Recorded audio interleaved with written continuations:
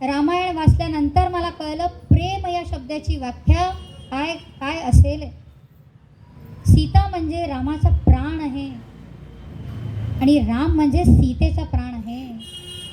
सीता रामासाठी प्राणवल्लभा आहे आणि सीतेसाठी राम हे श्वास नाही, तिच्यासाठी ते दैवच आहे, दैवतच आहे. हे अनुरूप आहे एक दुसऱ्याला. रामपहर्तारं दातारं सर्वसंपदां लोकाभिरामं श्रीरामं भूयो भूयो नमाम्यहं. मनोजवं मारुततुल्यवेगं जितेन्द्रियं बुद्धिमतां वरिष्ठं वातात्मजं वानरयूथमुख्यं श्रीरामदूतं शरणं प्रपद्ये.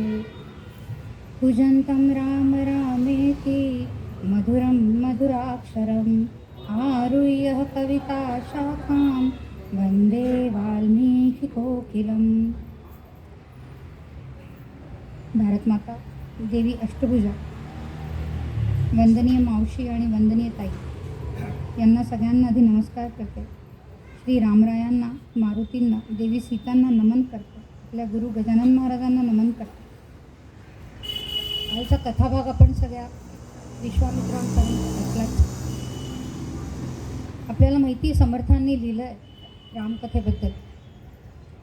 कथा शंकराची, कथा पार्वतीची, कथा कौरवा पांडवा माधवाची, कथा मोरयाची, कथा कार्तिकेची, समस्तांमध्ये गोड कथा राघवाची. या रामकथेला इतकी गोडी आहे की मी नाही, अजून कोणी पण जर ती रामकथा म्हणेल ना तर ती गोडच वाटणार. ही कथा आभाळ एवढी उंच आहे आणि समुद्राहूनही जास्ती खोल आहे. तिचा थांगपत्ताच काही लागत नाही. रोज जरी वाचाल ना तरी काहीतरी नवीन आविष्कारच होतात. अशी ही रामकथा आहे. अलौकिक आहे ही. एकदा सगळ्या कवींनी, सगळ्या विद्वानांनी मा सरस्वतीला विचारलं, माते त्या सगळ्या कवींमध्ये श्रेष्ठ, तो सगळं काही जाणतो असा कोण आहे?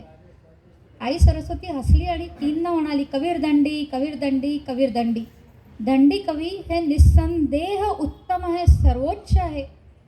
त्या सगळ्या विद्वानांना इतका आश्चर्य झाला, कारण त्यांना वाटलं आई सरस्वती कालिदासांचं नाव घेईल की काय. जेव्हा त्यांनी ऐकलं तेव्हा विद्वानांनी देवी सरस्वतीला प्रतिप्रश्न केला की माते कबीर दंडी कसे, कालिदास नाही काय? तर आई इतकं सुंदर उत्तर देते. ती म्हणते, अरे कालिदास म्हणजे मीच नाही का? तो म्हणजे मीच आहे, त्याला वेगळं माझ्याहून समजू नका.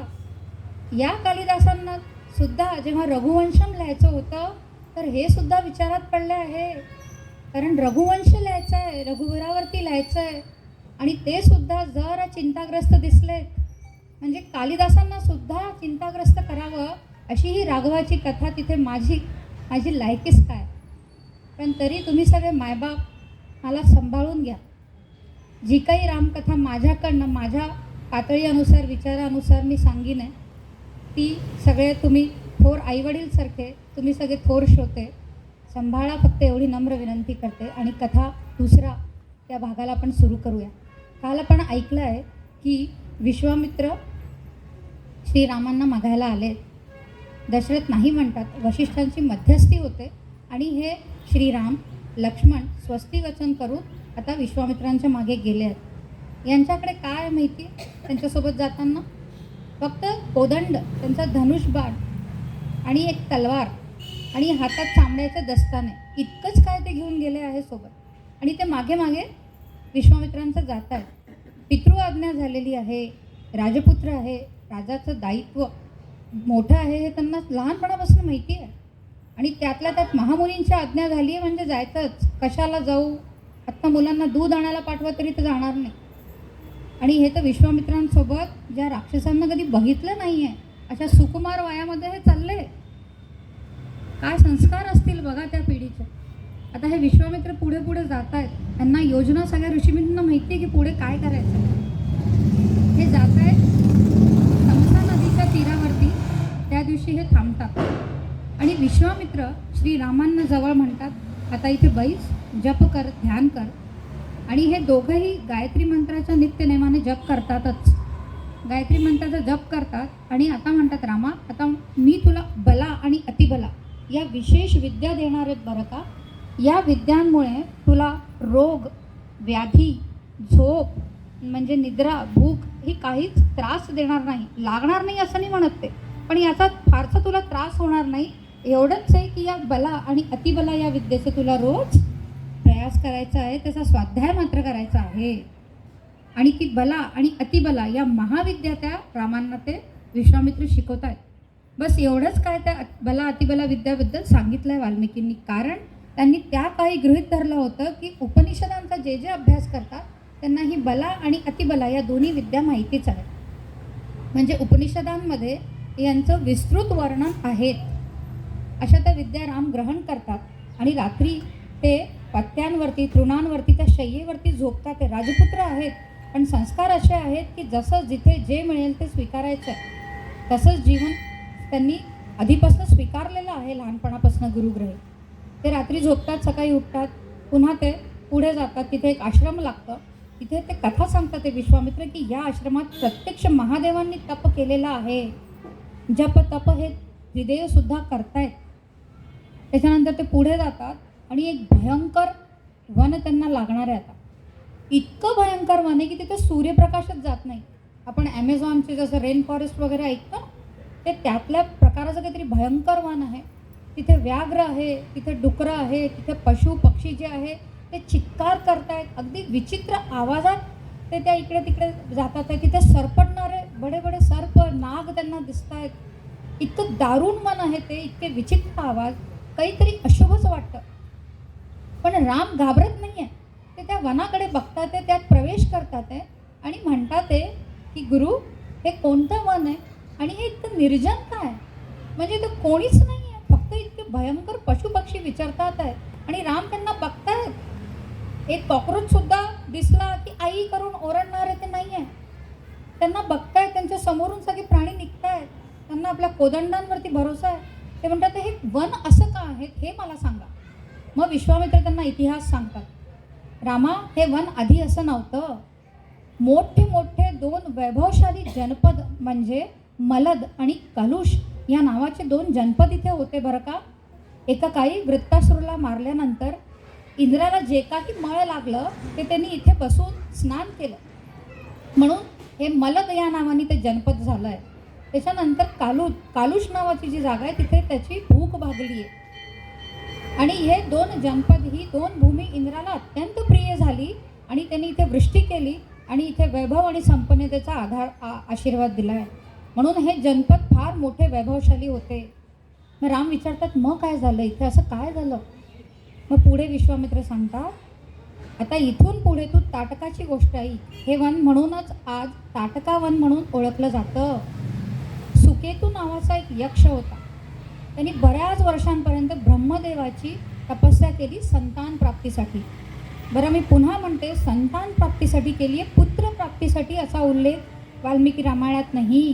संतान हवी आहे, मुलगा असो की मुलगी, हिंदू धर्मात ती सारखीच आहेत. संतान प्राप्तीसाठी त्यांनी तपस्या केली. त्या तपस्येला प्रसन्न होऊन ब्रह्मदेव प्रगटले. त्यांनी म्हटलं तुला मी एक पुत्री देतो, तिचं नाव आहे ताटिका, आणि त्या पुत्रीला 1000 हत्तींचं बळ जन्मतःच लाभेले, अशी ती यक्षिणी होणार आहे. आता सुकेतूची जी ही पुत्री आहे ताटिका, ही यक्षिणी आहे बरं, ही राक्षसनी नाही आहे, लक्षात घ्या. तिचं पुढे लग्न होतं आणि तिला मारीच नावाचा एक मुलगा होतोय. सुंद याच्याशी तिचं लग्न होतं आहे, म्हणून सुंद आणि ताटिकाची ही हा मारीच हा पुत्र आहे. याचं काम थोर आहे, रामायणात पुढे खूप मोठं काम केलं आहे आणि हा तो मारीच. आता हा जो आहे तिचा पुत्र, हा एक दिवशी काहीतरी कारण काढून अगस्तींशीच काय तो भांडला. म्हणजे आता विचार करा, हे यक्ष परिवार आहे ना, मग यक्षांमध्ये असे कुठून विचार आले की महामुनींशी, तपस्वींशी, ऋषीजनांशी भांडावं, त्यांची खोडी काढावी किंवा त्यांना त्रास द्यावा. हे संस्कार यक्ष परंपरेत नाही आहे. पण इथेच ती ताटिका आई म्हणून चुकली आहे बघा. ताटिका आई ना त्या मारीचची. मग त्यांनी असं कसं संस्कार तिला दिले की त्यांनी अगस्त्य ऋषींना त्रास द्यावा किंवा त्यांचा तरी छळ करावा. अगस्त्य ऋषींना राग आलाय आणि मी म्हटलं तसं हे ऋषीमुनी तप, सामर्थ्य, अस्त्र शस्त्र विद्या पारंगत आहेत. यांना खूप राग मारीचला राक्षस योनीतच काय ते श्राप दिलाय. मारीच राक्षस झाला. याच्या पुढे सुंदला त्यांनी वधच केलाय त्याचा. आणि ही ताटिका हे सगळं पाहून तिने अगस्तींची क्षमा मागायला हवी होती, तर त्यांनी पुन्हा जीवनदान दिलं असतं सुंदला, किंवा मारीचाला सुद्धा पुन्हा जीवनदान दिलं असतं, चांगली योनी दिली असती. तिने उलट केलं. ही यक्षिणी ताटिका त्यांच्या अंगावर त्यांनाच मारायला धावून गेली रागामध्ये. अगस्ती म्हणजे खूप मोठे मुनी आहेत आणि हे बघताच त्यांना राग अनावर झाला की एका स्त्रीने माझ्यावर हात उगारावा, मला मारायसाठी यावं, आणि म्हणून ते तिला सुद्धा श्राप देतात, तू सुद्धा या राक्षसोनीला प्राप्त हो. आता ही ताटिका राक्षसयोनीला प्राप्त झाली आहे, तरीही ती अगस्तीचा पिच्छा काही सोडत नाही आहे. जिथे तिथे अगस्ती जातात तिथे तिथे ही त्या प्रदेशाला उजाडत पुढे पुढे पुढे जात राहते. त्यांच्या मागे मागेच चालली आहे काय ती. आता या वनाला हे जे निर्जन केलं आहे, हे निर्मनुष्य केलं आहे, सगळं काही हिने उद्ध्वस्त केलं आहे, हीच ती ताटिका आणि हेच ते ताटिका वन. इथे कोणीही श्रीरामा फटकत नाही. इतकं भयंकर दारुण वन आहे. पण आता मी तुला आज्ञा करतो, आता हे जनपद पुन्हा सुखाने नांदो, इथे पुन्हा मनुष्यांचा वास असो, म्हणून यावेळेस तू ताटिकावध केलाच पाहिजे. इतकं ऐकतात आणि श्रीराम म्हणतात जशी आपली आज्ञा.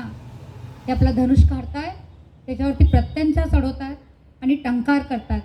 त्यांच्या धनुष्याची टंकारच इतकी भयंकर आहे की ते वन अख्खं कापून सुटतं. त्या ताटिकेला जसाच हा आवाज येतो तशीच ती त्या दिशेनं जाते की कोण आलंय वनामध्ये. जिथे कोणाची हिंमत नाही पाऊल ठेवायची तिथे धनुष्याची टंकार कोण करताय, म्हणून ते धावूनच त्या दिशेने जात आहेत. आणि तिला श्रीराम दिसत आहेत आणि श्रीराम दिसत आहेत. राम लक्ष्मणाला बघतात आहे आणि त्या ताटिकेला बघतायत. 1000 हत्तींचं बल असणारी ती राक्षस योनीला प्राप्त झालेली यक्षिणी, इतका अक्राल विक्राल रूप आहे तिचा की राम सुद्धा थक्क होतात. पण राम घाबरत नाहीये, तर फक्त कुतूहलाने आश्चर्याने त्या भयानक शरीराकडे बघतात आहे आणि लक्ष्मणाला म्हणतात आहे, लक्ष्मणा आता ही स्त्री आहे, स्वभावाने ही अवध्य आहे. ही स्त्री ही आपल्या संस्कृतीमध्ये अवध्य तेच संस्कार आहे रामामध्ये. पण तरीही गुरु आज्ञा आहे, त्यामुळे हिचे दोन्ही पाय, दोन्ही हात, दोन्ही कान आणि नाक छाटून टाकतो, म्हणजे ही कुठेही प्रवास सहज करू शकणार नाही, पडीक राहील तिथे तिथे. रामांचा स्वबाहुबलावरती किती विश्वास आहे बघा. ती धावत येते 1000 हत्तींचं बल असणारी यक्षिणी. हे जेमतेम 15-16 वर्षाचे. दशरथाने म्हटलं तसं यांना पूर्ण युद्धनीतीही माहीत नाही आहे, पण आत्मसन्मान आत्माभिमान किती असावा. आणि ते म्हणतात एकच बाणामध्ये इथं सगळे हिचे हातपाय छाटतोच बघ. आता विश्वामित्र ते ऐकतात, त्यांना माहिती राम स्त्रीवध करणार नाही. राम बाण चालवतात ते खरा, पण ही मायावी आहे.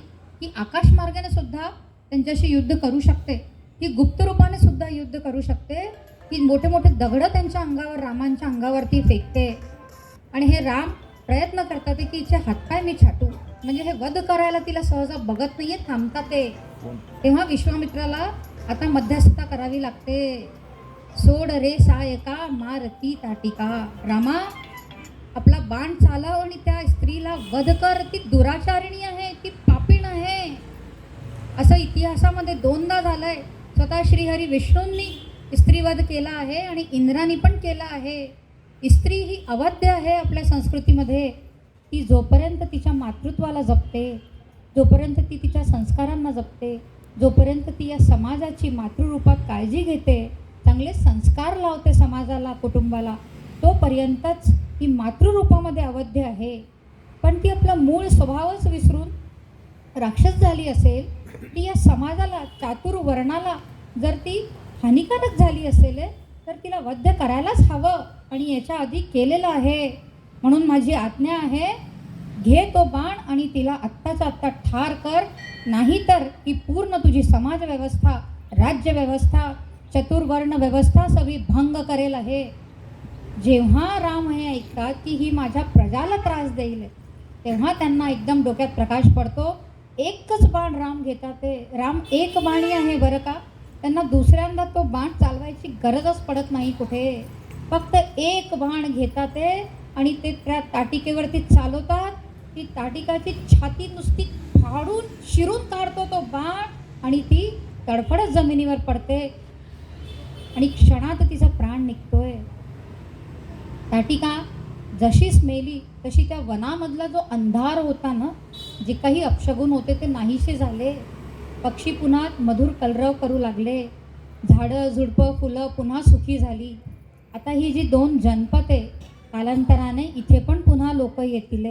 म्हणजे प्रभू श्रीरामांनी आपलं जे राजाचं जे कर्तव्य ते पार पाडलं आहे.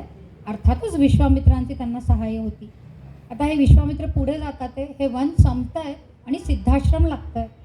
हाच तो सिद्धाश्रम जिथे पुढे 5 ते 6 दिवस विशेष सिद्धी प्राप्तीसाठी हे आता यज्ञ करणार आहेत. हा सिद्धाश्रमच का असा रामाला प्रश्न पडतो. राम प्रश्न खूप विचारतात बरं रामायणात. नुसतं म्हणजे काहीतरी चाललं आहे म्हणून ते तसे युवा नाहीत. प्रत्येक जागेचा इतिहास त्यांनी विश्वामित्राकडनं शब्द न शब्द ऐकला आहे. हे असं का, इथे इतिहास काय, हे नगर कोणाचं आहे, यांचे कर्तृत्व काय आहे, यांच्या समस्या काय आहे, सगळं ते विश्वामित्राला विचारतात. मग ते सिद्धाश्रमाबद्दल विचारतात की हाच का, काय विशेष आहे या आश्रमामध्ये. तेव्हा विश्वामित्र त्यांना सांगतात, रामा याचा इतिहास आहे, याला सिद्धाश्रम का म्हणतात हे सुद्धा आहे. इथे प्रत्यक्ष नारायणाने तप केला आहे, हेच ते सिद्धाश्रम. आणि त्या काळी जेव्हा नारायण आपल्या तपामध्ये लीन होते, आपल्या ध्यानात लीन होते, तेव्हा बळीराजा हा राक्षस वंशी आहे. हिरण्यकश्यपू हिरण्याक्ष यांची पुढची पिढीचा हा बळीराजा आहे. हा त्रिविष्टपमध्ये होता. तिथून यांनी उत्तरेकडचा म्हणजे हिमालयाकडचा किंवा त्याला स्वर्ग म्हणा तो भाग जिंकला आणि सगळ्या देवांना वनवासात पाठवलं. आता हा खाली आला आहे. हा खाली एक पूर्ण पृथ्वीवरती भूमंडलावरती राज्य करणार आहे. राजा बली कितीही चांगला भासत असला तरी तो राक्षस कुळाचा हा विसरता कामा नाही. तो जरी का समजा चांगला असेल तर त्याचे पुढचे ते पिढीवाले येणारे राज्यकर्ते ते चांगले असतील का, कारण मूळ त्यांचं कुळ राक्षस. आणि या राक्षस राजासोबत जे राक्षस प्रजा किंवा जे राक्षस अधिकारी आहे ते मानव संस्कृतीला आणि देव संस्कृतीला उपयुक्त आहे का हे सुद्धा माहिती नाही यांच्या इतिहासावरनं. कारण हिरण्याक्ष आणि हिरण्यकश्यपूचा इतिहास सगळ्यांना पृथ्वी तळावरती त्यावेळेस माहिती होता. म्हणून या राजा बळीला पृथ्वीवरचा राजा बनू द्यावा की नाही, किंवा देवांचंच राज्य असावं. तर असं ठरलं की निसंदेह देवांचंच राज्य असेल, सगळ्यांकरता कल्याणकारी असेल, म्हणून राजा बळीला हे राज्य देता कामा नये. पण आता राजा बळीने तर देवांना वनवासात पाठवलं आहे. श्रीहरी विष्णू तपस्येत आहे. आता काय करावं म्हणून विष्णूची तपस्या तिथे भंग करण्याकरता, त्यांना जागं करण्याकरता हे सगळे देवगण त्या सिद्धाश्रमात पोचले आणि त्यांना विनंती करतात आहे की बळीराजा 100 अश्वमेध यज्ञ करीन असं म्हणाला आहे. त्याचा 100वा अश्वमेध नेमका सुरू आहे. प्रभो तो पूर्ण झाला तर तो अवध्य होणार, तो पूर्ण पृथ्वी समस्त लोक जिंकणार. पण तो राक्षस कुळीन आहे म्हणून पुढे काय करेल माहिती नाही. म्हणजे ही कथा हे सांगते की जर आपल्याला कोणत्या व्यक्तीचा, कोणत्या समाजाचा, कोणत्या देशाचा इतिहास जर माहिती असेल तर सहजा त्याच्यावरती विश्वास ठेवायचा नसतो. त्याचं मूळ काय, त्यांच्या पूर्वजांनी काय कर्तृत्व केलेले आहे हे बघायला हवेत. आले आणि मित्रता केली, त्याच्यानंतर काय होणार आणि त्याच्या आधी काय झालेलं आहे हे राजकारणी लोकांनी पूर्णपणाने आधी पाहून घ्यावं. एकदम बळीराजावर विश्वास ठेवलेला नाही आहे. आता श्रीहरी ते ऐकतात तेव्हाच कश्यप ऋषी, आपल्याला सगळ्यांना माहिती आहे त्यांचेच पुत्र, त्यांच्या 2 आहेत पत्नी, दिती आणि अदिती. दितीचे पुत्र दैत्य आणि अदिती पत्नी जे ते आहे त्याचेच देवगण आहे. हे कश्यप आणि अदिती तिकडे येतात. कश्यप आणि अदितींना हे सगळं आधीच दिसतं आहे. ऋषीमुनी आणि त्यांच्या पत्नी फार जागृत असतात देशाकरता. हे त्यांना आधीच माहिती आहे की हा राजा बली येतोय. पण दुर्दैवाने काय झालं, बलीराजाने अशी काहीतरी धूर्तता केली आहे की त्यांनी यज्ञ संस्कृती स्वीकारली आहे. त्यांनी यांच्या कोणत्याच संस्कृतीला नका करू असं म्हटलं नाही, जसं आधी हिरण्यकश्यपूंनी प्रल्हादाच्या वेळेस केलं होतं. तेव्हा त्यांनी असं भासवलं की मी तुमच्यासारखा आपण सुद्धा यज्ञ करू, तुमची संस्कृती काय ती चालू द्या, मला फक्त काय तुमचा राजा स्वीकारा. आणि हे प्रजेने स्वीकारावं. मानव संस्कृतीने त्यांना राजा म्हणून स्वीकारलं. याची त्या कश्यप आणि अदितीला प्रचंड चीड आलेली आहे की आपण देवीय संस्कृतीचे लोक आणि राक्षस संस्कृतीला राजा म्हणून काय स्वीकारताय. या लोकांना कळत कसं नाही आहे, पण काहीतरी करायला हवं. म्हणून ती कश्यप ऋषींना म्हणते, आपल्याच घरी असा पुत्र जन्माला यावा ज्यांनी या बलीचा निपात करायला हवं.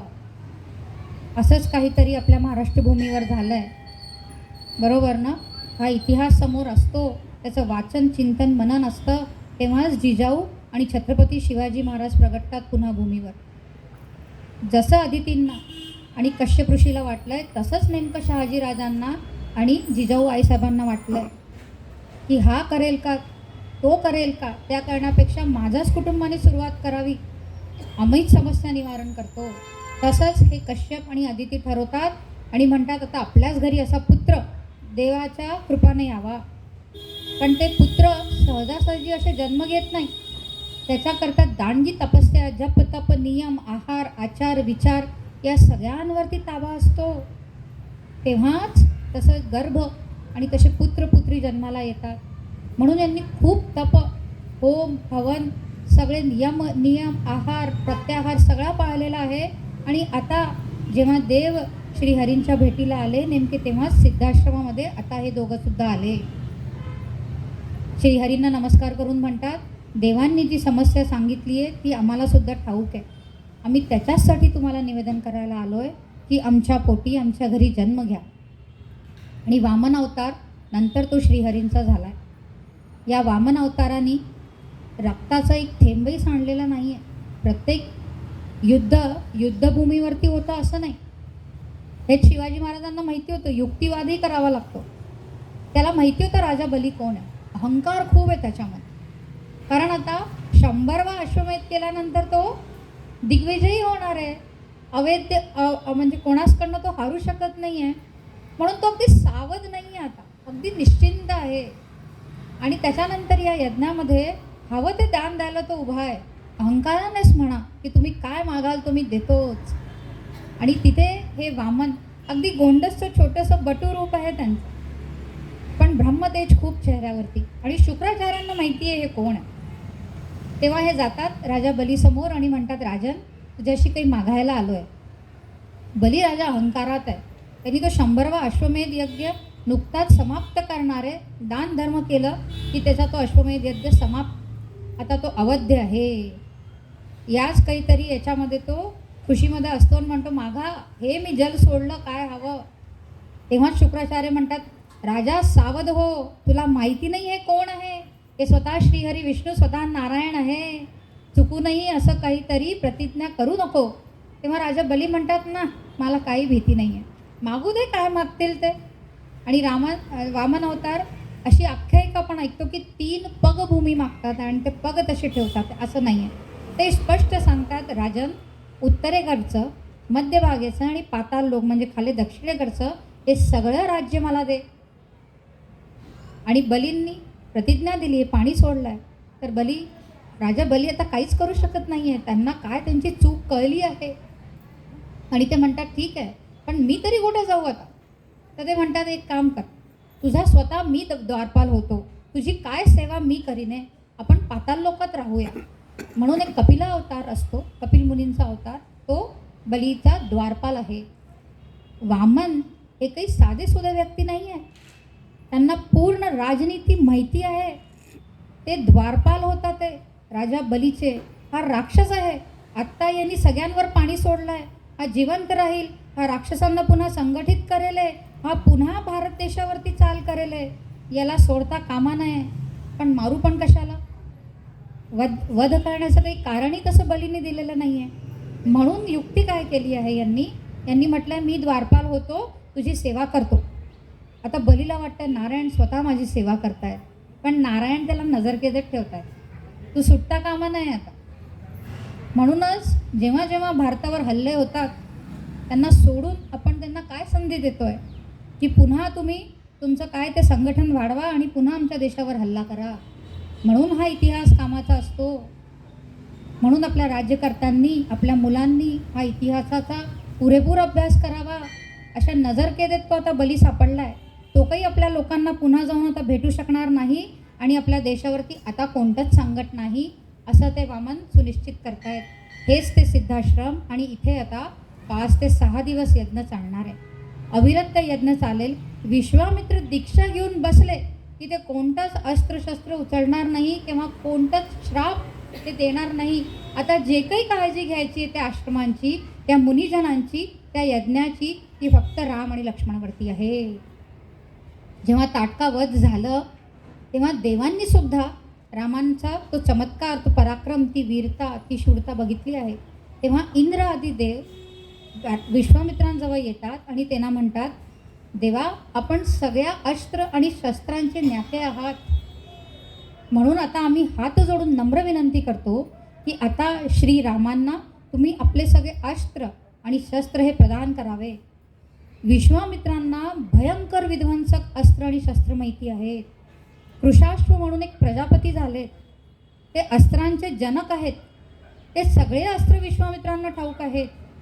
तसंच प्रजापती दक्ष यांच्या 2 कन्या जया आणि सुप्रभा हे वैज्ञानिक आहेत, महिला वैज्ञानिक, आणि यांनी 50 म्हणजे अशी कुल 100 भयंकर विध्वंसकारी, म्हणजे तिचा निर्माणच असुरांचं, राक्षसांचं विध्वंस करायकरता त्यांनी केला आहे. अशी 100 अस्त्रसुद्धा विश्वामित्रांना पूर्णपणाने माहिती आहे. ते निपुण आहेत त्या अस्त्रशस्त्रविद्येमध्ये. आणि जया आणि सुप्रभा या त्या काळच्या महिला वैज्ञानिक, त्याची नोंद वाल्मिकी रामायणात स्वतः त्यांनी केलेली आहे. म्हणून महिला अशिक्षित, महिला शिक्षण घ्यायचं नाही, महिला गुरुकुलात जायचा नाही, महिला अभ्यास करायचा नाही, पण तरी पण त्या वैज्ञानिक बनायच्या. बरं का? आता कसं बनायचा हा विरोधाभास तुम्हीच उत्तर द्याल लोकांना. आता अशी अस्त्र आणि शस्त्र विश्वामित्रांकडून रामाला घ्यायची आहे. मी म्हटलं तसं हे अस्त्र आणि शस्त्र फारच गुंतागुंतीचे असतात, ते सोपे नाही आहे. अस्त्र आणि शस्त्रांमध्ये फरक असतो. शस्त्र म्हणजे हातात घेऊन ते चालवतो, तिला तलवार तुम्ही म्हणू शकता, भाला तुम्ही म्हणू शकता, बरोबर ना?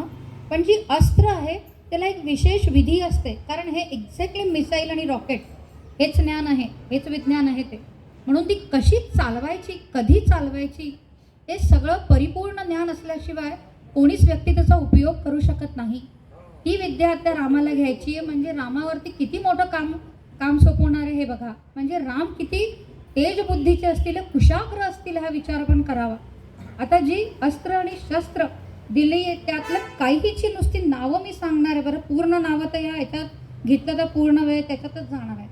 म्हणून आता जी अस्त्र आणि शस्त्र त्यांनी दिली आहे त्यातली काहीची नावं बघा.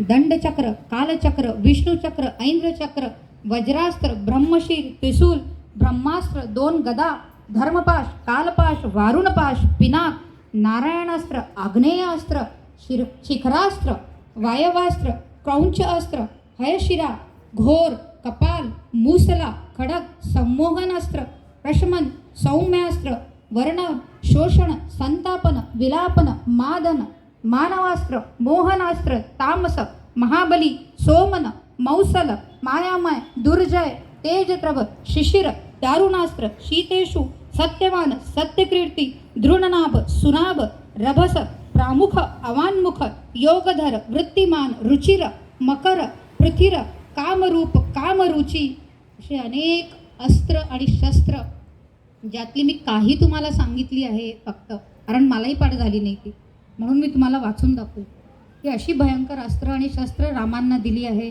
16 वर्षाचे राजकुमार आहेत ना ते, आणि इतके 100 अस्त्र आणि शस्त्र, अजून त्यांनी कुशासनजी बनवलेले अस्त्र आणि शस्त्र आहेत, आणि इतके जटिल, ते शिकायला किती कठीण आहे. आपण विचार करूयात का थोड्या वेळ. म्हणजे किती कुशाग्र बुद्धी असेल श्रीरामांची.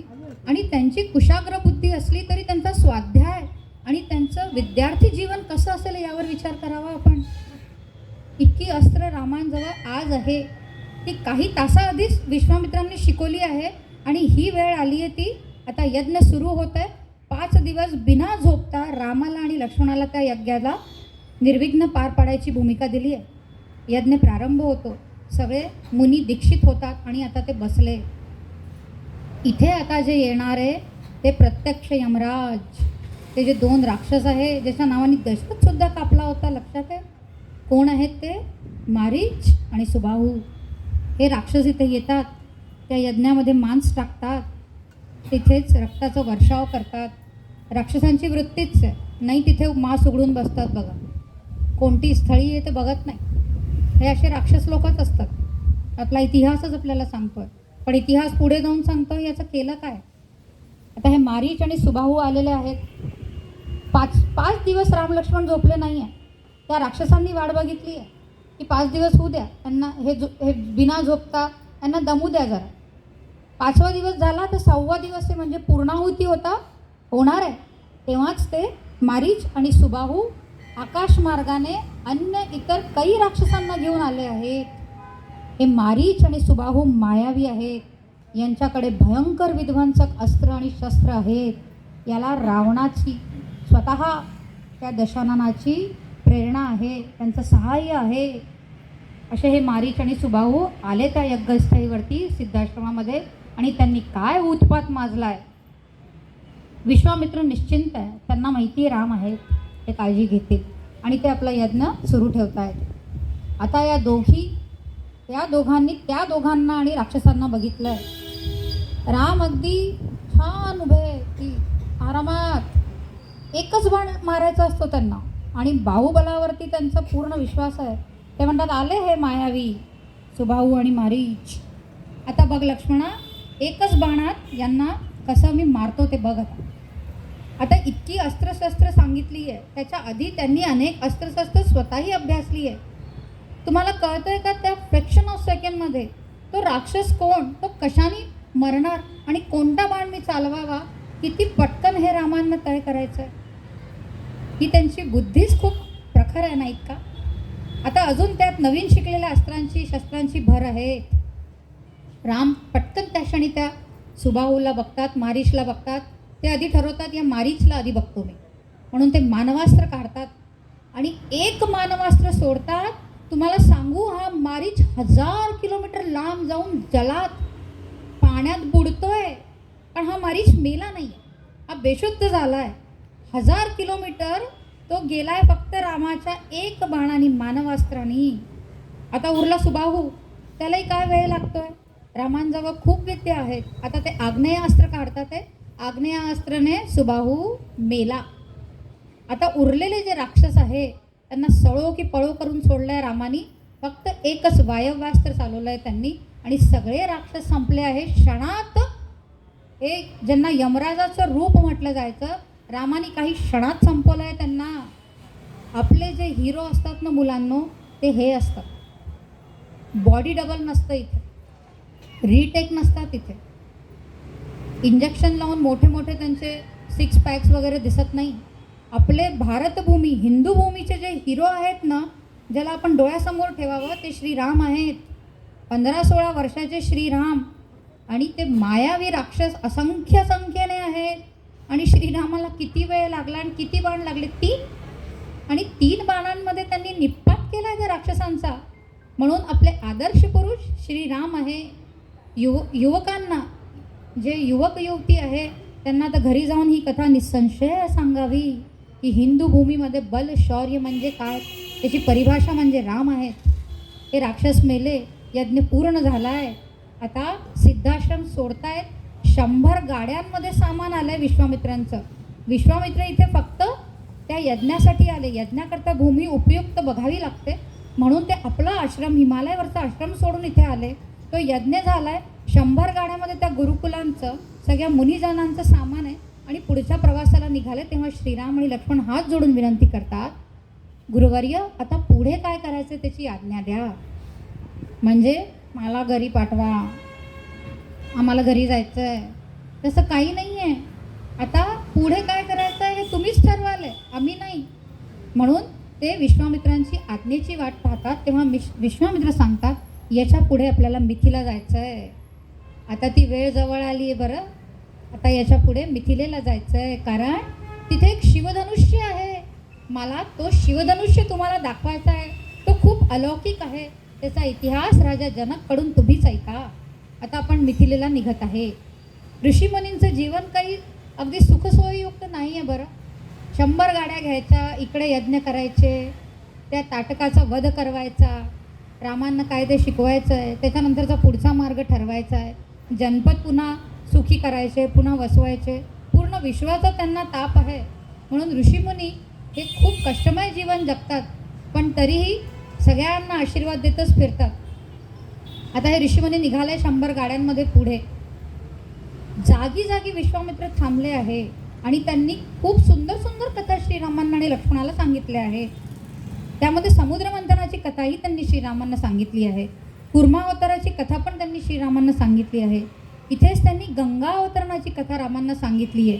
ती विशेष त्यांनी यासाठी सांगितली की श्रीराम, तुमच्याच पूर्वजांनी गंगा मैयाला इथे आणलं आहे, ते भागीरथ, म्हणूनच भागीरथाची पुत्री म्हणून ही नदी गंगा भागीरथी नावाने ओळखली जाते.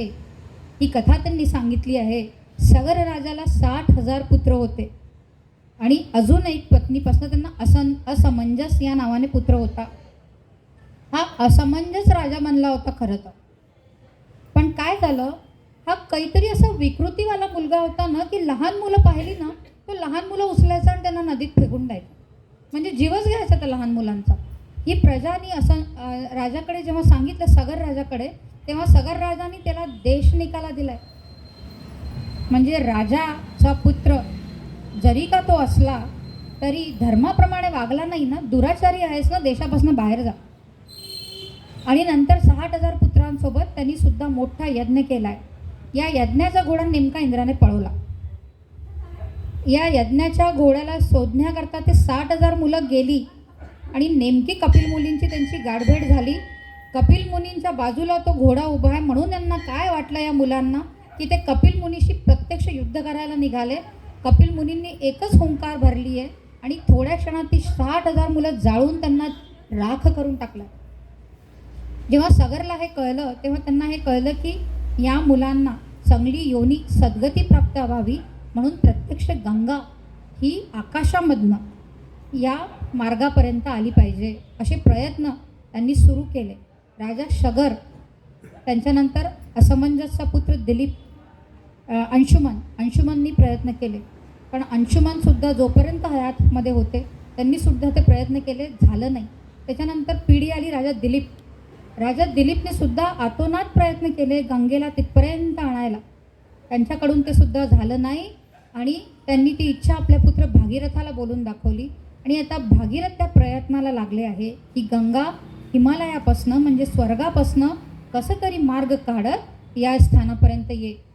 आता जर तुम्ही प्रॅक्टिकली या कथेकडे तुम्हाला बघायचं आहे, म्हणजे भक्तिभावाने न बघता, तर असा विचार करावा आपण की गंगा कुठेतरी गंगोत्री, त्याच्या पुढे सूर्यकुंड, म्हणजे तिथे ती स्वर्गातच आहे समजा आपल्यासाठी, आणि तिथून तिला खाली हिमालय आडव्या तिडव्या मार्गाने, म्हणजे अक्षरशः शंकरच्या जटा जसा दिसतात, जसा भासतात तशा मार्गाने आणत काहीतरी वैज्ञानिक कारणं शोधून किंवा सिव्हिल इंजिनिअरिंगचा काहीतरी उपाय काढून तिला आपल्या जनपथापर्यंत किंवा देशापर्यंत आणायचं आहे, म्हणजे आपल्या लोकांचा उद्धार व्हावा. म्हणून 4 पिढ्या खपल्या या कामाकरता. जे मोठं काम असतं ते एका पिढीत किंवा एका जीवनात किंवा एका क्षणात होत नाही. त्याला थोडा धीर लागतो जीवनामध्ये, कारण तुमचं जे तुम्हाला जे प्राप्त करायचं आहे ना ते खूप उत्तुंग आहे. म्हणून 4 पिढ्या खपतात आणि तेव्हा कुठे जाऊन आपल्याला स्वातंत्र्य मिळतं. कितीतरी क्रांतिकारी हसता हसता त्यांनी प्राणत्याग केला आहे भारतमातेच्या चरणांवरती. एकाच घराचे 3 मुलं म्हणजे चाफेकर बंधू. काय म्हणावं त्या परिवाराबद्दल. सावरकराच्या परिवारांच्या यातना, त्या परिवाराबद्दल विचार करूनच डोळ्यात पाणी येतं. अशा कित्येक पिढ्या जेव्हा खपतात ना, झिजतात, जेव्हा आपल्या प्राणांची आहुती देतात, आपला संसार आपल्या हातानेच काय तो मोडतात, तेव्हा तुमच्या आमच्यासारखी पिढी ही स्वतंत्र भारत बघते. हा इतिहास आहे. पण ती लोक हा विचार करत नाही की गंगेत मी कुठे स्नान करणार आणि मला स्नान करायचं तर मी हिमालय जाऊ शकतो, मी राजा आहे. नाही, पुढच्या पिढीला, माझ्या प्रजेला तरी गंगेचं पाणी लाभावं, शेतीवाडी चांगली व्हावी, सुखसमृद्धी राज्यात हवी, म्हणून आपल्या 4 पिढ्या खपल्या तरी चालतील, पण गंगा ही धर्तीवरती अवतरलीच पाहिजे. अशी ती गंगा अवतरते आणि त्या 60,000 पुत्रांचा उद्धार गंगेच्या पाण्याच्या स्पर्शाने होतोय. अशी ही कथा ते रामाला मुद्दाम सांगतायत की तुझ्या परिवाराचं कर्तृत्व खूप महान आहे, हे लक्षात ठेव. या गंगाचं एक नाव सीता पण आहे. म्हणून रामांना गंगा अतिशय प्रिय आहे हे ते सांगतायत आणि ते पुढे वाढतायत आता मिथिलाच्या दिशेने. मिथिला नगरीच्या जवळ त्याच्या उपवनामध्ये एक आश्रम दिसतो त्यांना, अगदी भकास भयान. आश्रम असे नसतात, तिथे गुरु असतात, गुरुमाता असतात, तिथे शिष्यांचा कलरव चालू असतो, तिथे पशुपक्षी आनंदाने नांदतायत, असं काहीतरी आश्रम असतं. पण हे भकास आश्रम दिसतो का आश्रम आहे, पण भकास का बरं? म्हणून त्यांनी विचार केला आहे. आणि श्रीराम पुन्हा प्रश्न विचारतात आहे की महामुने, हा आश्रम असा उजाड काय, इथे कोणी राहत नाही का, याचा इतिहास काही वेगळा आहेत का? तेव्हा वाल्मिकी म्हणतात, हो, एकेकाळी गौतम मुनी आणि त्यांची पत्नी अहल्या या आश्रमात सुखाने नांदत होते. त्यांचे काही शिष्य होते. अहल्या ही गुरुमाता आणि गौतम हे गुरु. एक दिवस काय झालं, अहिल्या अत्यंत सुंदर. तुम्हाला माहिती आहे का, अहिल्या ही ब्रह्माची सुपुत्रीच म्हणा. त्याला आधी त्यांनी गौतमाजवळ दिली की हिचा सांभाळ कर. गौतम ऋषी इतके निस्पृह होते की त्यांनी तिचा सांभाळ केला, पण तिच्याकडे पत्नी या दृष्टीने कधी त्यांनी बघितलंच नाही. ब्रह्मांनी जेव्हा म्हटलं आता अहिल्या माझी पुत्री मला वापस कर, त्यांनी अशीच अशी त्यांना दिली. जेव्हा या परीक्षेत पास झाले गौतम ऋषी, तेव्हा त्यांनी त्यांचा विवाह करून दिला आहे आणि ही गौतम पत्नी अहल्या आहे. अत्यंत लावण्यवती आहे, अत्यंत सुंदर आहे त्या, आणि गुरुमाता आहे. गौतम ऋषी अत्यंत तपस्वी आहे. ते चालतात तरी तेज अंगातनं निघतो असे ते तपस्वी आहे. या आश्रमामध्ये एकदा इंद्र आला.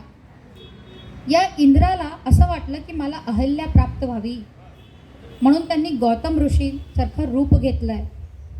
पण तुम्हाला एक गोष्ट जो विमर्श आहे ते मी क्लिअर करून सांगतो. अहल्या जेव्हा त्या गौतम ऋषीच्या रूपामध्ये इंद्राला बघते तेव्हा ती त्या क्षणी ओळखते हा इंद्र आहे. पण तिला इतकं अहंकार जागृत होतो या मनातनं, इतकं छान वाटतं की स्वतः देवाधिदेव देवराज इंद्र माझ्यावर मोहित झाला आहे आणि त्याला मला प्राप्त करून घ्यायचं आहे. म्हणून तो इंद्राचा प्रस्ताव ती स्वीकार करते. हे वाल्मिकी रामायणामध्ये लिखित इतिहास आहे. तिला माहीत होतं हा इंद्र आहे, ती त्याचा स्वीकार करते आणि नंतर म्हणते, इंद्रा इथून लवकर जा, आता गौतम ऋषी कोणत्याही क्षणी येतील आश्रमात. आणि इंद्र धावतोय, लपून छपून पळतोय. त्यांनी गौतम ऋषींचाच वेश धारण केलेला आहे आणि प्रत्यक्ष समोर संध्या अर्चना करून हातात समिधा घेऊन गौतम ऋषी आले. गौतम ऋषींनी इंद्राला थरथर कापताना बघितलंय, आपल्याच रूपात बघितलंय आणि त्यांना त्या क्षणी कळलं यांनी काय झालं आणि त्यांनी इंद्राला श्राप दिला, नपुंसक हो आत्ताच्या आत्ता या क्षणी. देवराज इंद्रांना श्राप दिला, या क्षणी नपुंसक हो. इतकं घोर कृत्य करताना तुला लाज नाही वाटली? आणि नंतर त्यांनी अहल्येकडे बघितलं. माहितलं हे काय केलंस तू अहल्या? तुझ्या इंद्रियांवर, तुझ्या मनावर काहीच ताबा नाही का? अगं तू गुरुमाता ना, हे काय पाप करून बसली? अहल्याला त्या क्षणी इतकी उपरती झाली आहे. एक गोष्ट लक्षात घ्या, गौतम ऋषी त्या क्षणी अहल्याला जाळू शकत होते, त्या क्षणी आपल्या तपाच्या जोरावर तिला भस्म करू शकत होते, पण ती संस्कृती नाही. हे जे ब्रॉड माइंडेड शब्द तुम्ही ऐकता ना, हे या कथेवरनं ऐका. आता गौतम ऋषी म्हणतात, अहल्या आता मी इथे थोड्याही क्षणी राहू शकत नाही आणि तू सुद्धा आता इथेच राहून तुझ्या चुकीसाठी तप प्रारंभ कर. तुला तपश्चर्या करायला हवी, तुला पश्चाताप करायला हवा आणि मी सुद्धा तपाला निघतोय. ज्या क्षणी तुझी तपश्चर्या पूर्ण होईल, ज्या क्षणी श्रीराम दर्शन तुला होतील आणि ते तुला स्वीकारून पुन्हा समाजात आणतील, त्या क्षणी मी तुला स्वीकारेन. असं म्हणून गौतम ऋषी तिला सोडून तपस्येला चालले गेले आहे. म्हणजे स्त्रीच्या हातून चूक झाली आहे, त्यांनाही दिसली आहे, त्यांनी ती स्वीकारली आहे आणि तरी ते म्हणतात तू तपस्या कर, त्याची उपारती कर, प्रायश्चित कर, मी तुला पुन्हा स्वीकारतो. आणि असं म्हणून ते निघून गेले. अजून काही ब्रॉड माइंडेड होण्याचं एक्झाम्पल किंवा प्रूफ हिंदू संस्कृतीचं हवं आहे का स्त्रियांना तुम्हाला? इतकं घोर पातक करून एक ऋषीमुनी म्हणतात मी तुला स्वीकारतो. त्याच्याहून जास्ती स्त्री प्रधान संस्कृती या भूतलावरती कोणती आहे मला सांगा? आणि ते तपाला निघाले आहे.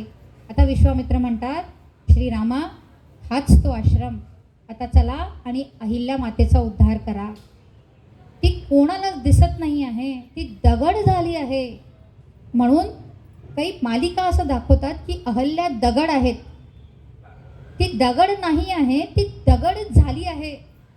तिच्यात काहीच भावना नाही आहे, भूक तहान नाही आहे, न ती रडते, न ती हसते, न ती दुखी होते. ती फक्त तपाने लीन आहे आणि तिचा तपाचा तेज किंवा प्रायश्चित्ताचा तेज आता इतका आहे तिच्या अवतीभोवती की तीच दिसेनाशी झाली. म्हणून हे प्रभू, आता तुम्ही तिचा उद्धार करा.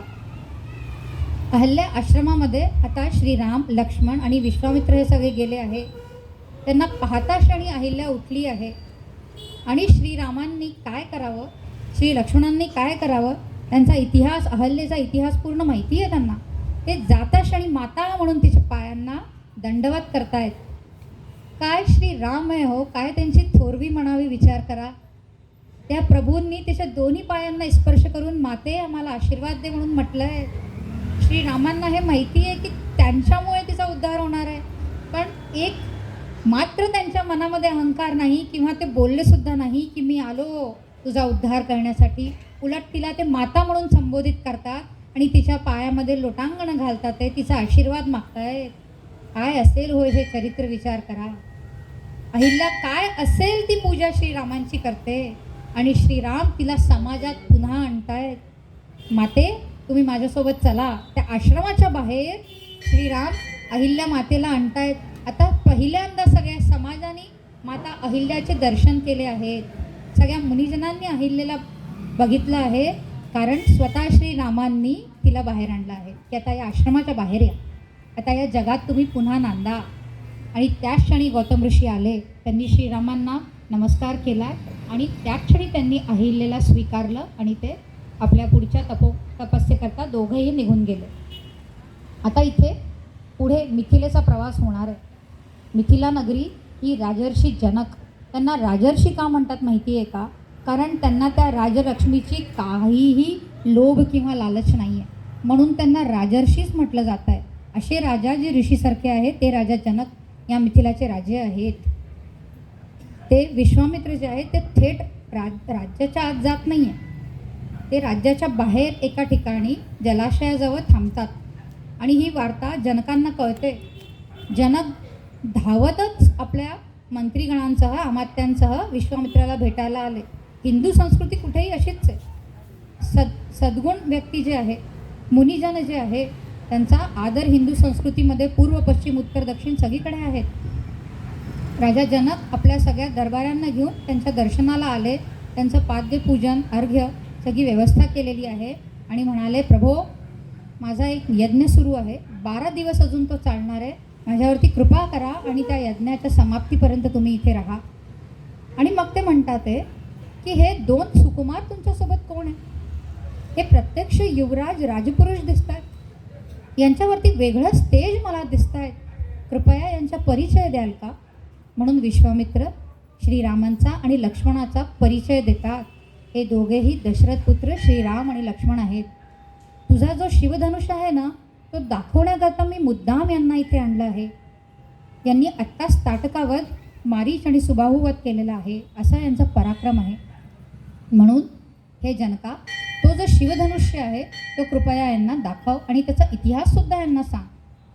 आता हा जो शिवधनुष आहे हा प्रत्यक्ष शिवाचाच धनुष आहे आणि त्यांनी तो निमी राजा म्हणजे जनकाचे जे पूर्वज आहे तो निमीला दिला, निमीने तो देवरातला दिला आणि तशा परंपरेने तो जनकाजवळ आला आहे. प्रत्यक्ष शंकराने हा धनुष जेव्हा त्यांना प्रजापती दक्षचं जे यज्ञ होतं ते उद्ध्वस्त करायचं होतं तेव्हा तो वापरलेला आहे. असा तो शिवधनुष महाभयंकर आहे. तेव्हा राजा जनक म्हणतात आपल्या कर्मचाऱ्यांना की तो धनुष नगरीच्या बाहेर आणा आणि यांना दाखवा, तशी गुरु आज्ञा आहे. तो धनुष किती मोठा असेल तर वाल्मिकी रामायणात सांगितलं आहे, 8 पहियांचं एक मोठ्या लोखंडाची पेटी आहे, मोठी, आणि 5000 सैनिकांनी कसं बसं ढकलून त्याला नगराच्या बाहेर विश्वामित्रांच्या समोर आणलं आहे. तो शिवधनुष कसा आहे त्याचा अंदाजा आला का तुम्हाला? 5000 लोक त्या लोखंडाच्या पेटीमध्ये त्याला कसं बसं ढकलून आणतात. म्हणजे तो शिवधनुष किती प्रचंड विशाल आणि किती प्रचंड जड असेल हे. तो धनुष पाहून विश्वामित्र रामाला म्हणतात, बघ हा धनुष. म्हणून ते ती पेटी उघडतात आणि धनुषाला बघतात. राजा जनक सांगतात की गुरुवर्य, या धनुष्यावर जो कोणी प्रत्यंचा चढवेले त्याच्याशी मी माझ्या ज्येष्ठ कन्या सीतेचं लग्न करणार आहे. कारण हा शिवधनुष सोपा नाही आहे. हा राजांकडनं मोठे मोठे राजा आले त्यांच्याकडनं नुसता हल्ला नाही आहे. याला उचलून प्रत्यंचा चढवणं तर वेगळीच पातळीची गोष्ट आहे. तुम्हाला माहीत आहे का, सीता त्यांना मिळावी आणि हा धनुष त्यांना मिळावा म्हणून त्यांनी प्रत्यक्ष माझ्या मिथिलेवर आक्रमणसुद्धा केलं आहे. तेव्हा देवांनी मला सहाय्य केलं आहे आणि त्या सगळ्यांना पळवून लावलं आहे. असा हा अलौकिक धनुष कोणाकडनं सहजा हलतसुद्धा नाही आहे हा. तेव्हा विश्वामित्र रामाला आज्ञा करतायत की उचल तो धनुष आणि लाव प्रत्यंचा. आता राम गुरुवर्याच्या आज्ञेत आहे. त्यांना सगळं ते ऐकतायत पण गुरु आज्ञा मोडता येत नाही आहे. म्हणून ते त्या धनुषला बघतायत, त्याला नमस्कार करतायत, प्रदक्षिणा घालतायत. आणि जसं लहान मुलांनी खेळणं उचलावं ना, तसं पटकन ते धनुष उचलतायत. आणि धनुष उचलतायत त्याला पायामध्ये दाबतायत, ते खेचून धरतायत, ती प्रत्यंचा घेतायत आणि ते त्याला लावायला करतायत. ते प्रत्यंचा जी असते ती धनुष्याहून लहान दोरी असते. ते लावणं सोपं नसतं, त्याला लावायलाच खूप ताकद लागते. पायाखाली तो धनुष अंगठ्यांमध्ये दाबावा लागतो, त्याला धरावा लागतो आणि प्रत्यंचा ओढावी लागते. मग कुठे जाऊन तो बांधला जातो, तेव्हाच तो ताण येतो तीरांना. असा तो धनुष जेव्हा ते प्रत्यंचा लावतात आहे तेव्हाच तो भंग पावतो. तो भंग पावल्यावरती ती अख्खी मिथिला नगरी जी आहे ती इतकी कंपायमान होते की लोक मूर्छित होतात असं लिहिलं आहे. इतका महाभयंकर तो धनुष आहे. जसाच त्याला प्रत्यंचा लावताना तो भंग पावतो आणि लोक मूर्छित होतात. जेव्हा सगळ्यांना जाग येते तेव्हा जनकाला अत्यंत आनंद झाला आहे. त्याला माहिती आहे हे दाशरथी राम आहे. आणि ते म्हणतात, गुरुवर्य आपली आज्ञा असेल तर मी आपली सीता, आपली कन्या जी की सर्व गुण संपन्न आहे, रामाला देऊ इच्छितो. मी सीता आणि राम यांच्या विवाहाची आपल्याकडनं परवानगी मागतोय. श्रीराम तयार होतात पण ते म्हणतात मला आपल्या वडिलांची आज्ञा हवी आहे. म्हणून आधी हा निरोप तुम्ही तडक अयोध्येला पाठवा. कारण अयोध्येला तर हेच माहिती आहे मी सिद्धाश्रमात गेलेलो आहे. इथे काही झालं आहे त्यांच्या कोणालाच माहिती नाही आहे. पण लग्न मी करू शकणार नाही आहे. आधी माझे वडील जे म्हणतील मी करणार आहे. आत्ता तर आईवडिलांनाच नंतर कळतं की लग्न झालं आणि लग्न करेल तर धन्य पुढच्या 10 वर्षानंतरची पिढी. आणि प्रत्यक्ष राम म्हणतायत नाही, आधी वडील जे सांगतील तेच करीन, आधी त्यांना निरोप पाठवा.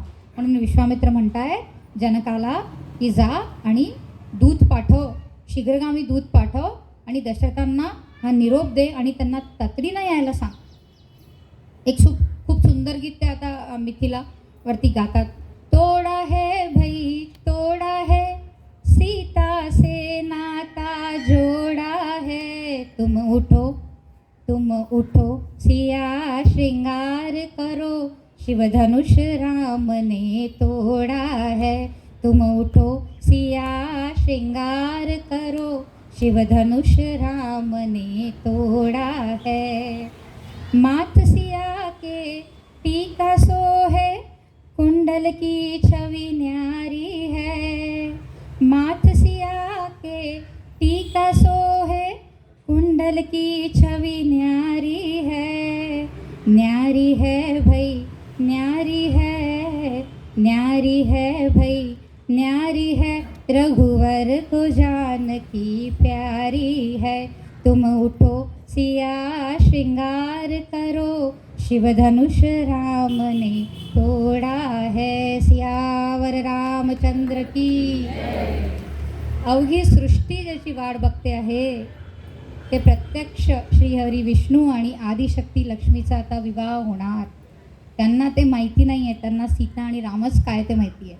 पण आपल्याला माहिती आहे आता सीतारामाच्या विवाहाची घडी लवकरच येणार आहे. दशरथाला निरोप मिळतो, दशरथाला अत्यंत आनंद होतो. तो म्हणतो सगळ्या दरबारामध्ये, अरे हे विश्वामित्रांसोबत गेले होते सिद्धाश्रमामध्ये, सध्या ते मिथिलेत आहे जनकाच्या इथे आणि सीतारामाचा विवाह ठरला आहे. चला आपण त्वरित निघूया. 4 दिवसाचा प्रवास आहे अयोध्येचा आणि मिथिलेचा, आपण त्वरित निघू. ते म्हणतात त्याच्या कोषाध्यक्षाला जे जे काही उत्तम उपहार आहे ते सगळे घे बरं, सगळे अलंकृत व्हा, सगळे तयारी करा, उत्तम उत्तम भोजन व्यवस्था करा, चतुरंगिणी सेना घ्या, कारण रक्षणासाठी लागणार आहे ती वरातीच्या. चतुरंगिणी सेना घ्या, सगळे या वरातीमध्ये उत्तम वस्त्र घ्या, उत्तम जेवणाची सोय करा, रत्न आभूषण अलंकार महागातलं कोशातनं मागवा आणि निघा, श्रीरामांचा विवाह होतोय. आणि हे सगळे चौथ्या दिवशी कुठे पोचले? जनकच्या तिथे मिथिलेत पोचले आहे. एक खूप सुंदर श्लोक आहे रामायणामध्ये. जेव्हा ते मिथिलेत पोहोचतात तेव्हा राजा जनक समोरून त्यांचं स्वागत करतायत आणि ते म्हणतायत की हे राजा दशरथ, म्हणजे खरंच जनकाचं जे राज्य आहे किंवा जे जनपद आहे ते छोटं आहे बरं, आणि दशरथ इक्ष्वाकू वंशीय म्हणून मोठे राजा आहेत, ते त्यांचा इतिहास पण मोठा आहे. म्हणून जनक अतिशय नम्रतेने, मिथिला नरेश विदेहराज अतिशय नम्रतेने हात जोडून दशरथासमोर उभे आहे आणि म्हणतात ते, दशरथा कृपया विवाहाचं जे काही माझा प्रस्ताव आहे ते स्वीकारा आणि विवाहासाठी जे काही तुम्ही म्हणाल ना, तुम्ही वरपक्ष आहात, तुम्ही जे काही म्हणाल मी तसंच करीन बरं. मुलीचे वडील असं वाटतं ना आपल्याला, पण त्याच्यावरती उत्तर बघा. प्रतिगृहो दातृवशः, ही लाईन, हा मंत्र, हा श्लोकच फक्त पाठ करा. प्रतिगृहो दातृवशः म्हणजे राजा जनक, तुम्ही विसरताय की काय? तुम्ही कन्यादान करणार आहे म्हणजे तुम्ही देणारे आहात आणि मी घेणारा आहे, म्हणून जे दाता आहे त्याच्या अधीन प्रतिगृह असतो, म्हणजे जो घेणारा आहे तो असतो. तुम्ही जे कराल तेच उत्तम, तुम्हाला वाटेल ते करा विवाहामध्ये आणि तुमची कन्या आम्हाला द्या. जी लोक अशी म्हणतात की मुली पक्ष, वरपक्ष, वधू पक्ष, दहेज, या सगळ्यांनी पुन्हा रामायण उघडून वाचावी आणि प्रतिगृहो दातृवशः इतकं फक्त वाचावं आणि विचार करावा की काय संस्कृती असेल. खरंच वाटतं का वरपक्ष वधूपक्ष असं काही असेल? ते स्वतः राजा दशरथ म्हणतात, अहो तुम्ही देणारे आणि मी घेणारा, तर माझा स्थान छोटा आणि तुमचं स्थान मोठं आहे, तुम्ही कन्या देताय आपली, म्हणजे किती सन्मान आहे कन्यादानाला, हा विचार करावा आपण. आणि त्याच्यानंतर हा विवाह सोहळ्याची तयारी आता होते. सगळी मिथिला नगरी आनंदित आहे, दशरथासोबत आलेले सगळे जन आनंदित आहे आणि विवाहाची तयारी कोण करताय? दोन्ही वधू आणि वरपक्षाचे कुलगुरू. जनकाचे कुलगुरू म्हणजेच अहल्या आणि गौतम पुत्र शतानंद.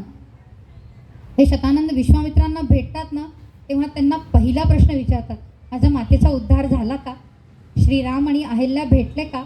माझ्या मातेने श्रीरामांचं पूजन केलं ना, त्यांचं आतिथ्य केलं ना? गौतम ऋषी म्हणजे माझे पिता आले होते का? त्यांनी माझ्या माताला सोबत नेलं ना? किती हा मुलाचा आपल्या आई करता प्रेमभावे विचार करा. आपल्या आईच्या हातून चूक झाली आहे हे त्या शतानंद ऋषींना माहीत आहे, पण चूक झाली ना, त्याचं प्रायश्चित पण माझ्या आईने केलं आहे, माझ्या आईचा उद्धार झाला ना, ते विचारतात आहे. आणि विश्वामित्र म्हणतात आहे, जे जसं कर्तव्य ठरलं होतं मी तसंच निसंशय पार पाडलं आहे, म्हणून शतानंदा काळजी करू नका. हे शतानंद ऋषी म्हणजे यांचे कुलपुरोहित आणि तिकडे वशिष्ठ ऋषी आहे. आता लग्नाची बोलणी कोण करत आहे? तर इकडचे कुलगुरू आणि तिकडचे कुलगुरू करत आहेत. आणि आता दोन कुटुंबांचं लग्न होतं आहे, फक्त नवरा मुलगा किंवा नवरी मुलगी लग्न करत नाही आहे, दोन कुटुंबांचं सौख्य असलं पाहिजे. म्हणून हे कुटुंब कोण आहे हे माहिती करून घ्यावं आधी. सून आणताना, जावई आणताना बघावं की ते कोण आहे. ते श्रीरामांच्या वेळेसपासून आहे. आता वशिष्ठ बसले आणि मग ते पूर्ण इक्ष्वाकू वंश सांगतायत, त्यांची थोरवी सांगतायत, त्यांचा इतिहास नेटका सांगतायत आणि रामापर्यंत 40 पिढ्यांचा इतिहास वशिष्ठांनी सांगितला आहे. म्हणजे रामाच्या आधी किती राजे झाले आणि राम 40वे. त्याच्यानंतर विचारतो आम्हाला या भारतातलं हिंदू भूमीतलं कोण की राम झाले होते का? 40 पिढ्यांचा इतिहास आहे. रामनवमीची सुट्टी आहे, दसरा आहे, दिवाळी आहे आणि राम आहे. या प्रश्नाचं उत्तर हिंदूंना द्यावं लागेल म्हणजे हिंदूंचं यांचं दुसरं दुर्दैवच नाही आहे.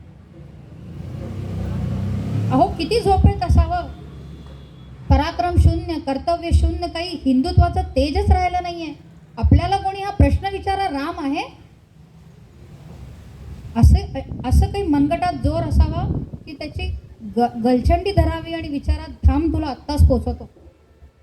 त्यांनाच विचार आहेत का?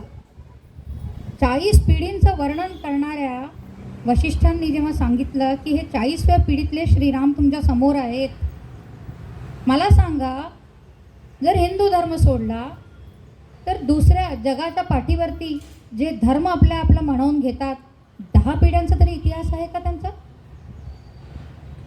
5 पिढ्यांचा तरी आहे.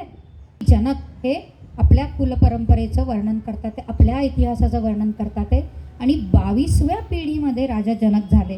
म्हणजे यांचा इतिहास थोर आहे.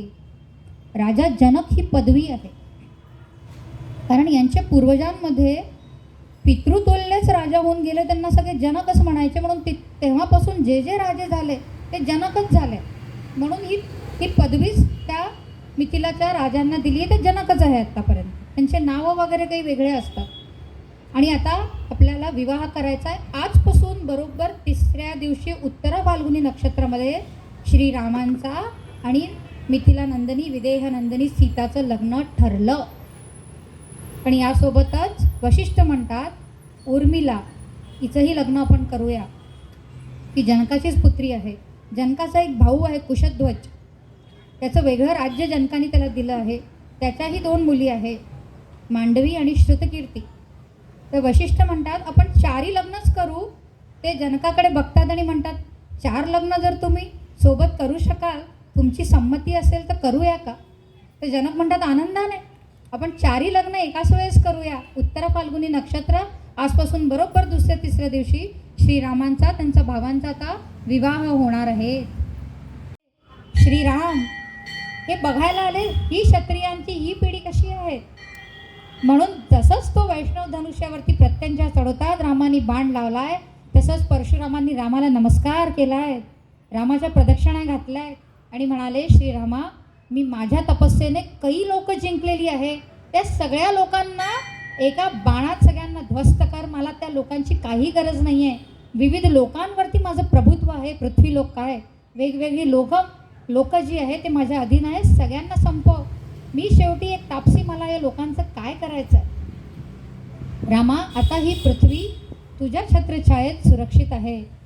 मी महेंद्र पर्वतावरती तपस्येला जात आहे. असं म्हणून ते रामाला नमस्कार करतात, प्रदक्षिणा घालतात आणि जात आहे. मोठी लोक भासतात की रागवतात आहे. मोठी लोक असं वाटतात की ती अहंकार करतात आहे, पण त्यांच्या त्या बोलण्या वागण्यावरती पटकन जाऊ नये. बघितलं ना परशुराम कशाला आले होते. त्यांनी जसंच ते रामांचं कृत्य बघितलं आहे, त्यांचे शब्द निघाले, रामा मी तुम्हाला ओळखलं आहे, तुम्ही स्वतः श्रीहरी अवतार आहात आणि म्हणूनच ही पृथ्वी आता तुमच्या छत्रछायेत संरक्षित आहे. मला काळजी करायची गोष्ट नाही. म्हणजे तुम्ही येण्यापर्यंत मी ते दायित्व घेतलं. विष्णूला त्यांचं वैष्णव धनुष्य त्यांनी दिलं की हे घ्या तुमची पृथ्वी, तुम्ही सांभाळा, मी चाललो. इतकं करायला ते आले होते. पण लोकांना काही वेगळंच वाटतं. आता श्रीराम अयोध्येत आले आहेत, सगळ्या सुना अयोध्येत आल्या आहेत, सगळी वरात अयोध्येत आली आहे. अयोध्या नगरी इतकी आनंदित आहे, इतकी सजलेली आहे की विचारू नका. सगळे त्या वरातीचं स्वागत करायला नगरीच्या बाहेरच उभे आहे. नगरीत येण्यापर्यंत कोण वाट बघणार आहे सुनांची आणि वरातीची, म्हणून सगळे बाहेरच आले आहे. सालंकृत आहे, पुष्पवर्षाव होतोय त्या वरातीवरती. दशरथ आपल्या सुनांना, आपल्या पुत्रांना घेऊन सगळ्या राण्यांसमोर जात आहेत. इथे दशरथाने जे शब्द वापरले ते सगळ्यांनी ऐकावे. दशरथ आपल्या राण्यांना म्हणतात, या तुमच्या सुना, आता यांची काळजी घ्या. आणि कशी काळजी घ्या, जशी पापण्या डोळ्यांची घेतात, जशी पापण्या डोळ्यांची काळजी घेतात आणि डोळ्यांना धक्कासुद्धा लागू देत नाही, तशी या सुनांची काळजी सासू म्हणून तुम्हाला सगळ्यांना घ्यायची आहे. या सुनांना दुःख होता कामा नये. याच्यानंतर जे काही सुनांसोबत या भारत देशात होत आहे ती विटंबना आहे या देशाची. फक्त रामायणाचा अभ्यास जरी केला तरी कुटुंबाने कसं जगावं अशी इतकी थोर आणि आदर्श उदाहरणं मिळतात. रामायणाचे दशरथ जे राजा आहेत ते म्हणतात, सुनांना दुःख होता कामा नये असं सासूनी वागावं आणि दहेजसाठी सुनांना जाळावं, हेच या भारतभूमीवरती व्हावं. काय दुर्दैव आहे हो. इतिहास थोडा तरी आत्मसात करावा की नाही आपण. आता त्या सुना आणि श्रीराम सीता हे सगळे सुखाने नांदत आहेत. श्वेताताई वेळ झाली की मला सांगा, आणि तुम्ही कोणी सांगा जर झालं. सुखाने त्या अयोध्येत नांदत आहेत. हीच काय ती 12 वर्ष सुखाची आहे. पुढे काय होणार आहे कोणाला माहिती नाही आहे. पण श्रीराम काय आहे ते कसे आहे हे जर बघायचं असेल तर आदिकवी वाल्मिकींचं हे रामायण नक्की वाचा. प्रजेसोबत एकरूप झालेले आहे श्रीराम. कोणाकडे आनंदोत्सव होतो ना तर ते त्याच्या घरात जातात. कोणाकडे दुःख असेल ना तर हे श्रीराम त्याच्या घरात चालले जातात. कोणाला दीनदुबळ्याला सढळ हाताने काय ते दान देत आहेत.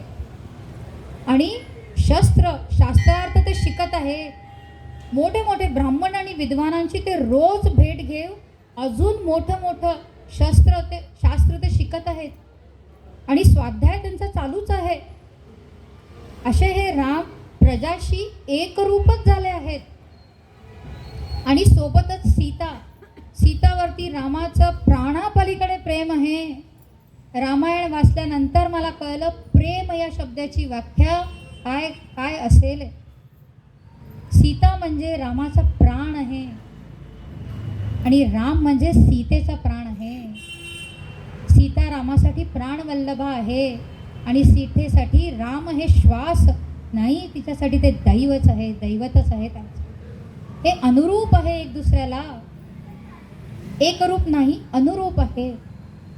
एकरूप म्हणजे कसं, एक साखर वाटीत ठेवली आणि एक साखर ग्लासात ठेवली. ती वाटीतली आणि ग्लासातली साखर जेव्हा मिसळली तेव्हा वाटीतली कोणती आणि ग्लासातली कोणती सांगता येतं का? नाही ना. ती एकरूप होते आहे ना. सीता आणि राम हे अनुरूप आहे. म्हणजे कसं, लिंबाचं सरबत बनवतो तसं. लिंबूचं पाणी बनवलं आपण आणि त्याच्यात साखर घोळली की लिंबूचा रस आणि साखर हे स्वतःचं जे अस्तित्व आहे ते सोडून देतात आहे आणि ते अनुरूप होत आहेत. याच्यामध्ये लिंबाचा रस कोणता आणि साखरेची चाचणी कोणती हे सांगताच येत नाही आहे, त्याला अनुरूप म्हणतात. तसे राम आणि सीता आहेत. म्हणजे गृहस्थाश्रम कसं असावं ते फक्त राम आणि सीतेकडनंच आपण शिकू शकतो. एवढं थोर उदाहरण मला तरी दुसरं भारतीय इतिहासात सापडलेलं अजूनपर्यंत नाही आहे. आणि असे ते रामाचे सुखाने दिवस आपल्या पत्नीसोबत जात आहेत. आता दशरथ, मी सांगितलं आधीच 60,000 वर्षांची आयु आहे. वृद्धापकाळ त्यांना आला आहे. जरा ते थकले आहे. रामाचा विवाह झाला आहे, 4 मुलांचा विवाह झाला आहे. प्रजासुद्धा सुखी आहे. वैभव संपन्न आता आपली अयोध्या नगरी आहे. आता आपण श्रीरामांचा युवराज्य पदाला अभिषेक करावा का? कारण त्यांनी लगेच ते ठरवलं नाही आहे. आत्ता मी सांगितलं तसं त्यांनी राम कसा प्रजासोबत व्यवहार करताय ते बघितलं आहे. आणि आता दशरथ म्हणतात आता रामाचा आपण अभिषेक करूया. पण राजा ठरवतो का? त्या काळापासून लोकतंत्र आहे भारतात. नवीन नाही आपल्याला लोकतंत्र हा शब्द. राजा फक्त विचार करतो, त्याच्यावरती संमती त्याचा दरबार देतो. म्हणून जेवढे त्यांचे मांडलिक आहे सगळ्यांच्या नरेशांना आमंत्रण दिलं जातं, दरबाऱ्यांना आमंत्रण दिलं जातं, प्रजाच्या प्रतिनिधींना आमंत्रण दिलं जातं. अष्टमंत्री अमात्य त्या दरबारात आहे. आणि आता राजा दशरथ सगळ्यांसमोर नम्र भावाने म्हणतोय आता मी जरा दमलो आहे. इतकी वर्ष पितासारखं मी या अयोध्येचं जसं जमेल तसं पालन केलं आहे. अयोध्या म्हणजे मला पुत्रवत आहे. पण आता मला थोडी विश्रांती हवी आहे. म्हणून मी श्रीरामांना गादीवर बसवू इच्छितो. युवराज पदावरती त्यांचा अभिषेक करावा असं मला वाटतं. आणि अजून रामांमध्ये ते गुण मला दिसत आहेत असं पण मला भासतं आहे. पण जर तुम्हाला असं वाटत असेल की या अयोध्येसाठी, या कौशल जनपदासाठी अजून काही उत्तम असेल तर तुम्ही ते सुचवा आणि ठरवा. म्हणजे राजा का बेटा राजा अशी म्हणणाऱ्या मूर्ख मंडळींनी हा विमर्श जनतेसमोर ठेवावा आणि महाज्ञानी जनतेने इतिहास न वाचता तो स्वीकारावा. इथे स्पष्ट राजा दशरथ विचारतायत आणि म्हणतायत, जर राम अनुकूल नसेल तुम्ही ठरवा आणि त्याला गादीवर बसवा, जो राज्यकारभार उत्तम सांभाळू शकतो. म्हणजे राजा का बेटा राजा, हिंदू भूमीमध्ये तरी नाही. जो प्रजाचं पालन उत्तम करेले, जो राज्यकारभार उत्तम सांभाळेले तो राजा. आणि तो कोणत्या वर्णाचा असावा असे काही नियम पण वाल्मिकी रामायण तरी दिसलेले नाही आहे. आता प्रजा हे ऐकते, दरबार हे ऐकताय आणि एका स्वरात ते जल्लोष करू लागले. नक्की दशरथा, रामांचा या क्षणी तुम्ही यवराज्य पदावरती अभिषेक करा. राम सर्व गुण संपन्न राजा आहे. आम्ही याच दिवसाची वाट बघत होतो. लवकरच आपण रामाचा अभिषेक करावा. रामच आणि केवळ रामच या अयोध्येसाठी, या कौशल्य जनपदासाठी अनुसरून आहे. आता याच्या पुढे दशरथ जात आहेत बघा बरं का. सगळं ऐकलं दशरथाने, पण दशरथ म्हणतात ते, प्रजाजन हो, मी अगदी पुत्रवत पिता तुल्य तुमचं सगळ्यांचं पालन केलं आहे. रामाला राजगद्दीवर बसवण्याची इतकी घाई का, मला सांगाल का? किती कौतुक आहे बघा. पित्याला नक्कीच ऐकायचं की त्याच्या पुत्रामध्ये काय गुण आहे. निसंदेह ते त्या कुतूहलानेच विचारतायत. पण हे राजा आहेत, ते ठोकून बजावून हे बघतायत की रामामध्ये काय गुण जनतेने बघितले आहे आणि मग आपण ठरवू खरंच रामाला बसवायचं आहे की नाही. आणि सगळा दरबार एक सुराने रामाच्या इतक्या गुणांचं कौतुक करतोय. म्हणे राजा, तुम्हाला राम ठाऊक नाहीत का? ते सगळ्या प्रजाशी एकरूप झाले, प्रत्येक व्यक्तीशी ते प्रेमाने बोलतात. तुमच्या या जनपदामध्ये कोणीही तिसोर नाम होऊन बोलतात त्याच्याशी. अरे दादा कसा आहे, ताई कशी आहे, आई कशी आहे, हे सहज आपण बोलतो की नाही. पण ते तर राजकुमारांना त्यांना माहिती आहे की कुलपरंपरेनुसार ते युवराज होऊ शकतात. अहंकार त्यांच्यात असावा ना, पण नाही. ते सामान्य जनांशीही होऊन त्यांचं अभिवादन करतात.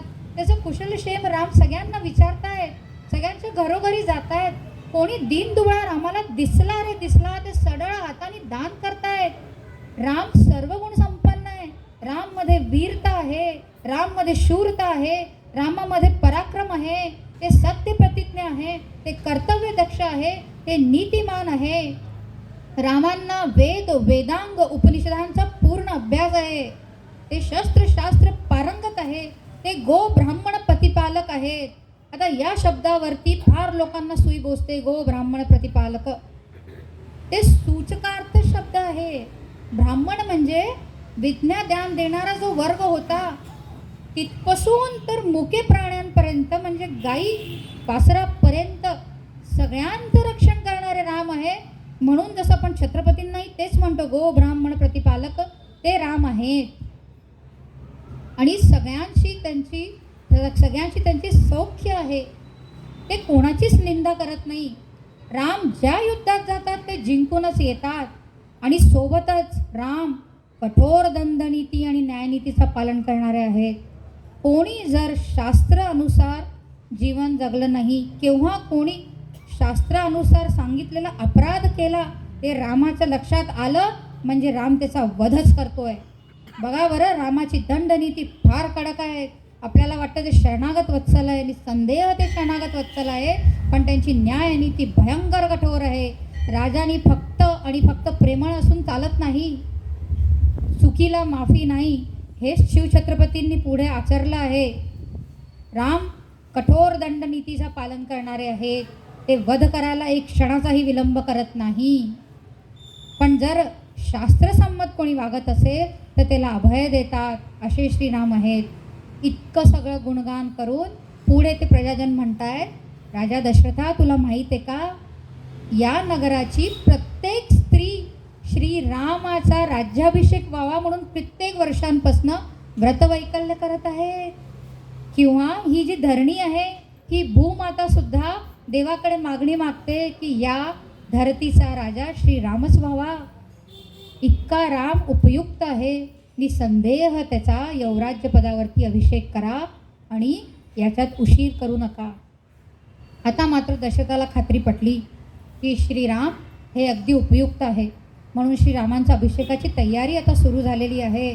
इतका आनंदोत्सव आहे की ती अयोध्या सजवायला कर्मचारी लागतच नाही आहे. तिथे ते प्रजाजनच त्याची सजावट करत सुटले. दीपस्तंभ उभे करतात आहे, रांगोळी लावतात आहे, पताक्यांनी सजवतात आहे, तोरणं लावलेली जाते, दीपस्तंभ उभे केले जाते. खाण्यापिण्याची सुधच नाही आहे कोणाला. इतकी ती प्रजा आनंदित आहे. उद्या राम राजा बनणार आहेत.